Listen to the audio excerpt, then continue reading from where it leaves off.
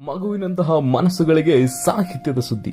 ಆಧುನಿಕ ಕನ್ನಡ ಸಾಹಿತ್ಯದ ಆಚಾರ್ಯರು, ಮಹಾ ವಿದ್ವಾಂಸರು ಶ್ರೀಯುತ ದೇವುಡು ರವರ ಮಕ್ಕಳ ಕಥೆಗಳ 5 ಸಂಪುಟಗಳು ನಿಮ್ಮ ಮಡಿಲಿಗೆ ಬರಲಿದೆ. ಇದು ಮಕ್ಕಳಿಗಾಗಿ, ಮಕ್ಕಳಿಗೋಸ್ಕರ.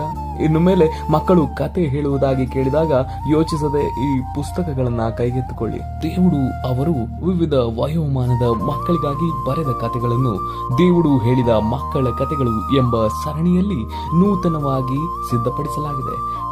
ಸ್ನೇಹ ಕಟ್ಟುವುದು, ವೈರ ಸಾಧಿಸುವುದು, ಸೋಮೇಗೌಡ ಮತ್ತು ಇತರ ಕಥೆಗಳು, ಸಿಕ್ಕಿದ್ದು ಹೋಯಿತು, ದೇವರು ದೊಡ್ಡವನು ಮತ್ತು ಇತರ ಕಥೆಗಳು.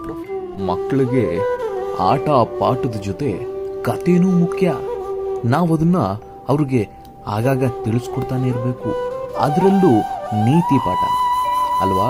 ಆಗ್ಲೇನೆ ಮಕ್ಕಳು ಒಳ್ಳೆ ಗುಣಗಳನ್ನ ಕಲ್ತ್ಕೊಳ್ಳೋದು. ಸರಿನಾ ಮಕ್ಕಳೇ?